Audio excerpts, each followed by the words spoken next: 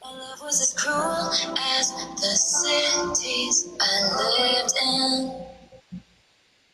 Ay, Father Roy. Ay, Looked worse in the light. Father Roy naman. Ba't ngayon ka naman papuntang ano? Ang dami ko na sinabing hindi maganda. Sorry po. Sorry po. I'll tell you the truth, but never goodbye.